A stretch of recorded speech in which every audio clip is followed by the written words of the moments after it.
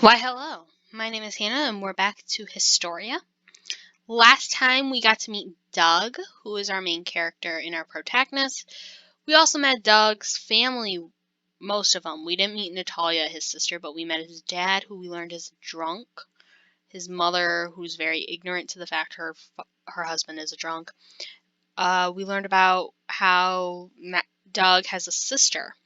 We also learned a bit about Doug and his friends, Max and Max's parents. We learned a bit about them. Max's father is rich, and this is Doug's room we're in. He lives in an old storeroom.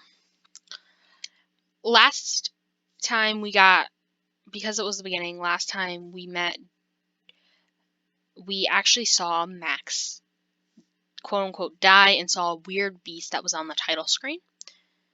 And we are just now waking up. The morning breaks through my window, rousing me before my alarm. I check my phone. Nothing that it's only 15 minutes before my phone alarm was due anyways. To be robbed of those precious last moments of sleep irritates me for some reason. But I know it's not going to be able to reclaim them. It doesn't help that I can't put my finger on when I got to sleep last night. I remember tossing and turning in bed, complaining about not sleeping. But that's it. I guess I lost my temper and it flared too high and it messed with my sleeping patterns. I guess I must have gone to sleep at some point, but part of me doesn't believe it. Just as tired as when I crawled out of bed. Just as tired as when I crawled into bed. Such life as a high school boy, I guess. After trying to force my eyes shut for 5 minutes, I realized the futility of it all and dragged my sorry arse out of bed. My house is silent. It must have been the first to wake up. Mom is likely passed out, and she's been working long shifts recently. Dad. His car is in the driveway, so he's here, but honestly, I couldn't care right now. He has no right to act the way he did last night. And alcohol is no excuse to make you lose your mind that kind of way. In any case, I can't hear him around, so maybe he's still hungover and sleeping it off. I put on a uniform and head to the kitchen and fix myself some breakfast. To my surprise, Natalia's already eating a bowl of cereal. Oh, his sister's cute! Oh, morning, Doug. Did I wake you? Nah, you can blame the sun for that. I could see a flicker of relief rush across her. Oh, good. I didn't want to disturb anyone. After, I guess everyone is walking on eggshells this morning. It's okay. Guess you thought you'd get out of here early? Yeah, you could say that. Although I think that you're the one who'd want to sneak out. It's barely 7. Dad won't be up until past. If you leave now, you'll miss him. Although across my line, it might be a lot easier to avoid Dad today. I'll think about it. I pour myself a bowl of cereal and sit on the opposite side of my sister. I glance at my own uniform, clean but crumpled. It's a far cry from the neat perfection of Natalia's. But I guess we have different priorities. No one cares what a guy's clothes look like. But girls seem to pay attention to different things. We eat in silence, careful not to rouse the monster that ruined last night. Look, it's not my place to tell you how to live your life. And Dad was clearly in the wrong. But you don't need to provoke him. Especially when he's drunk. I feel a knot in my chest. She's probably right. But pride won't let me admit that. She's always Dad's favorite. She doesn't know how hard he is on me. I swallow and keep my stomach in check before answering. I didn't provoke him. He just never listens to me. I was trying to explain myself. That's exactly my point. You always have to win, even when it's impossible. Do you think he's gonna listen to you when he's like that? You better keep your mouth shut. You're better off keeping your mouth shut. Then maybe we can be a family again. I try to open my mouth to reply, but I pause for a second.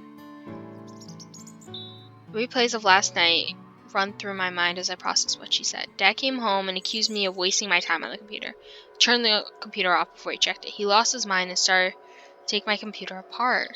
I told him I had an assignment due tomorrow. Natalia tried to intervene, but upon seeing the maelstrom, retreated into her room.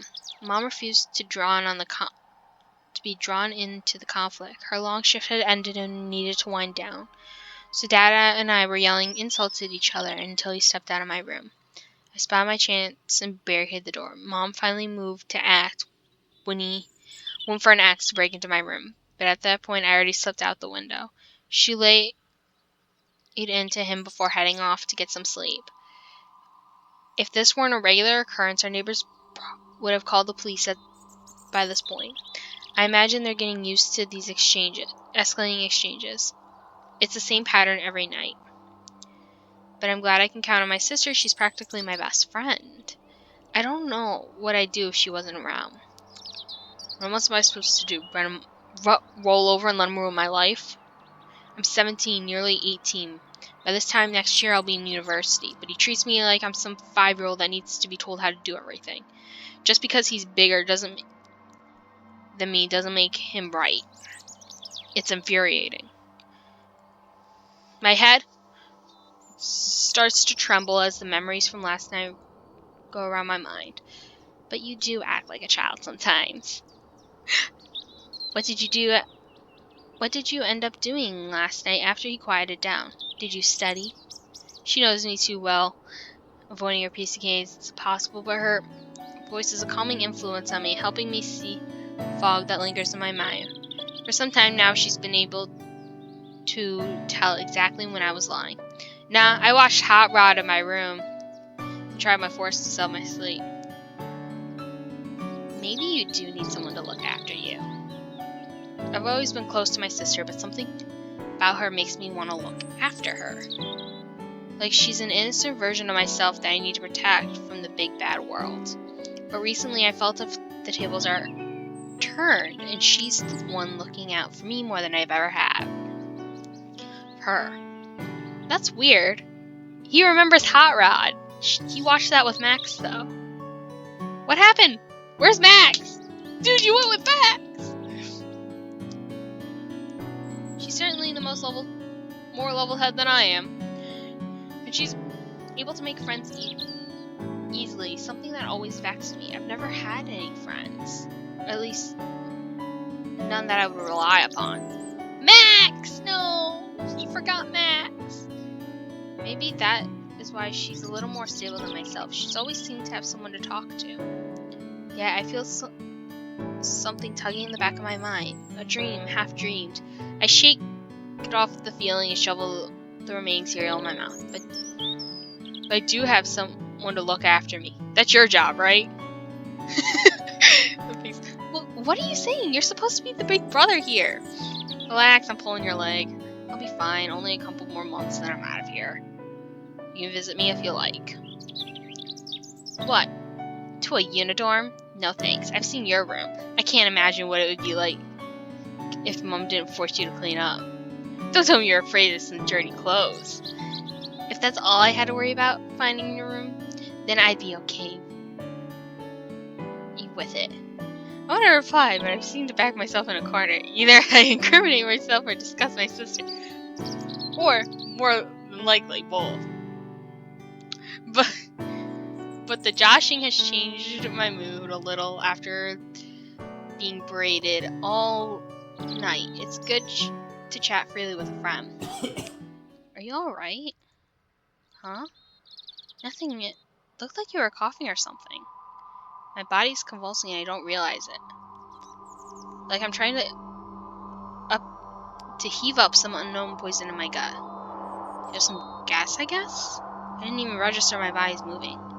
Do you want me to get Mom to look at you? I can wake her. Nah, she'll panic like she always does. I'll go for a walk. I'll be alright. Good idea. Best leave before the dragon wakes. I wave to my sister and walk out the door. I know she's trying to make light of the situation, but it's not a great place for any of us right now. Dad can't seem to leave work at work, so he's already stressed by the time he walks into the door. Even when he's not drunk, it's like he's sitting on a keg of gunpowder. Mom's given up on helping him. She sees enough death and destruction at work. She tries to drown out our fights when she can. We don't know what their jobs are, but I'm going to take a guess. The father works in the mining industries, and the mother works as some sort of nurse. So Nat and I have been banded together to protect one another. At least I like to believe that.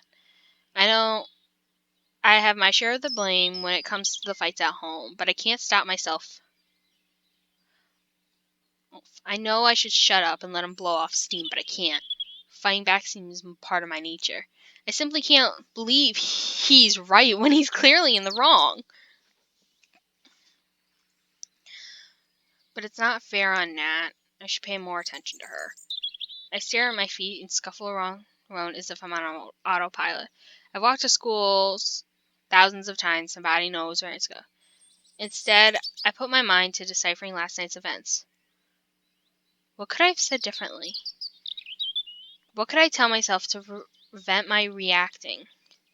A mental fuse that I can blow before flying off the handle.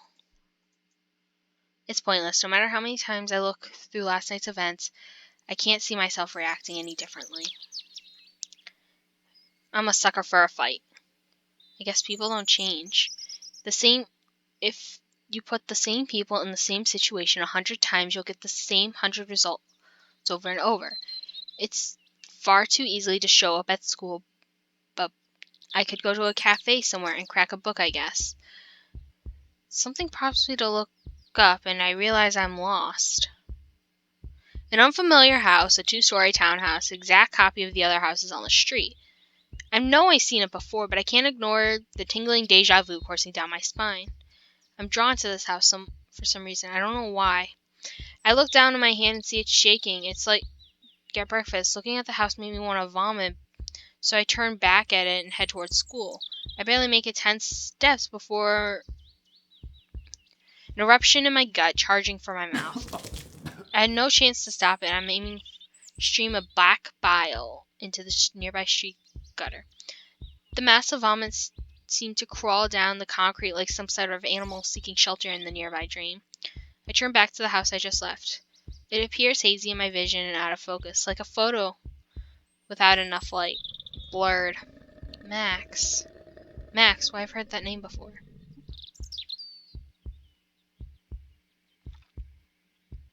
Max. Max, I've heard that name before. Max, more importantly, why am I saying? I need a drink of water. The spring heat is starting to get to me. I'm dehydrated. I see it's flashing Max, so Max is saying something. I'm gonna check my preferences. No. All my preferences are normal.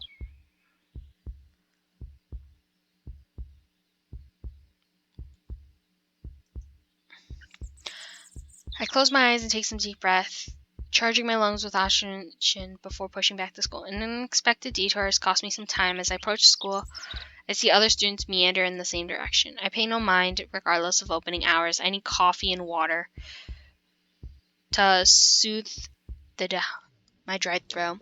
A latte and a cool bottle of water. I've blown past most of the money I've been carrying for lunch, but I'll cross that bridge when I come to it. I'll take alternate sips of the hot drink and the cold drink. I'm not sure why, but it helps wash down the taste of vomit. Max. Who's Max?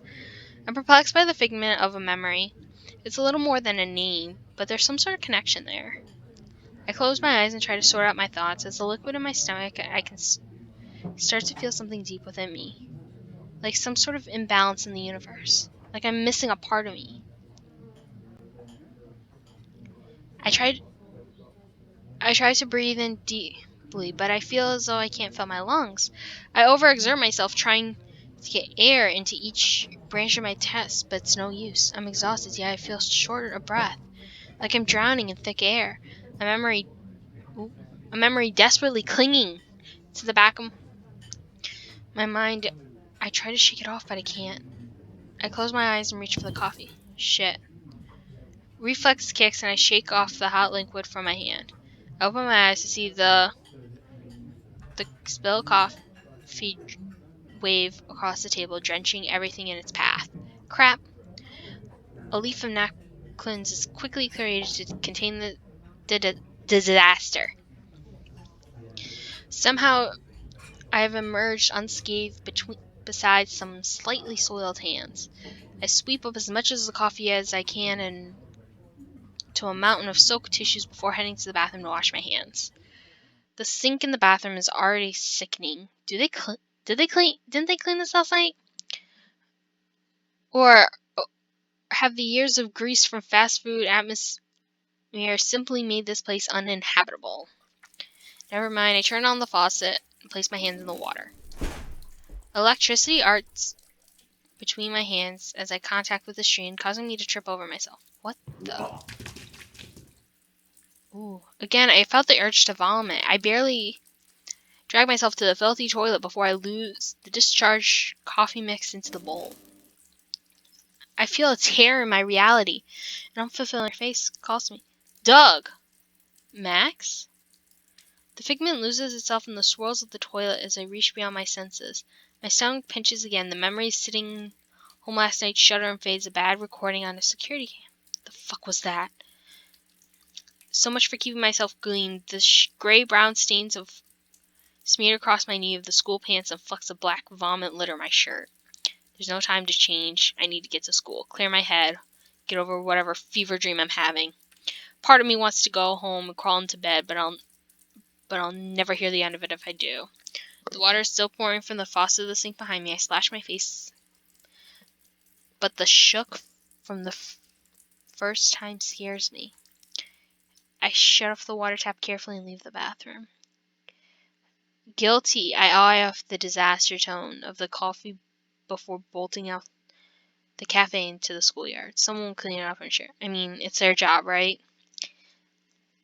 Maybe I'll practice for them before they attempt to clean the bathroom. A familiar playground settles in the mind of my stomach. Groups huddled into their spots, sporty kids and all are all kicking a ball around an oval. The nerds are playing some sort of game of chess under the shades of the tree. My friends are sitting around, joking around, already eating my lunch. So, the group nods roughly at me, paying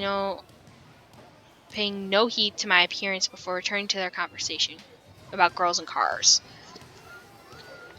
Both things I have none real experience with, but that doesn't prevent them posing as experts in their fields. I must have eaten something funky last night. That's the only explanation. Maybe some kind of drug trip?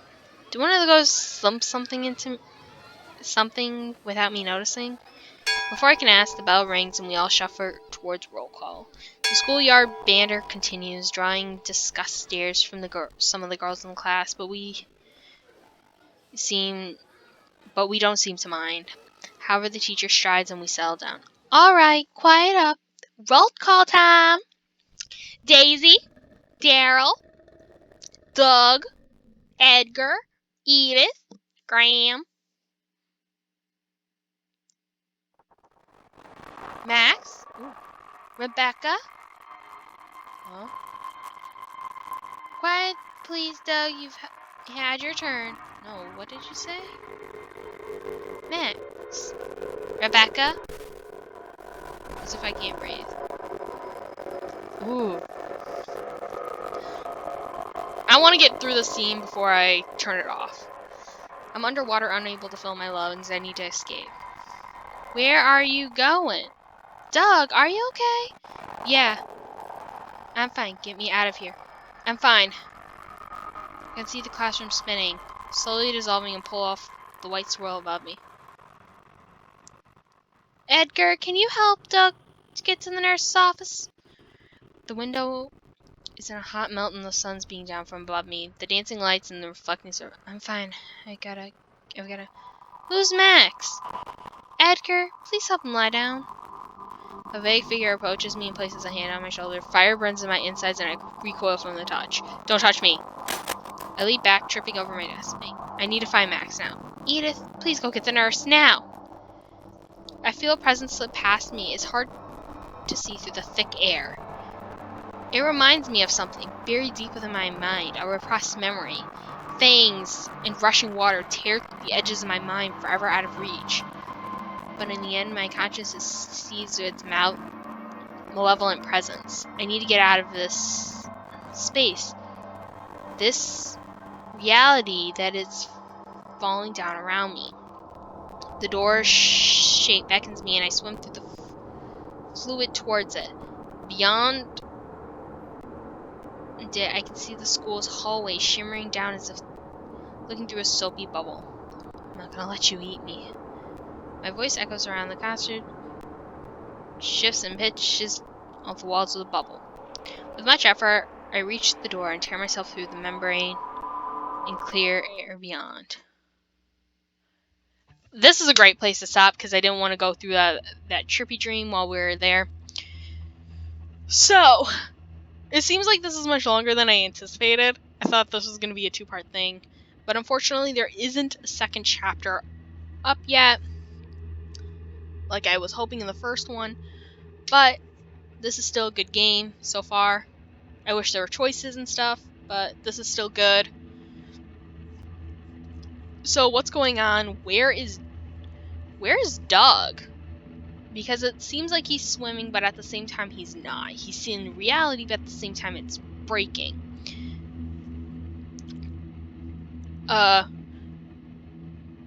What's going on with Max? Max is glitching, people are glitching with the name Max, and things are going on. So, I can't wait.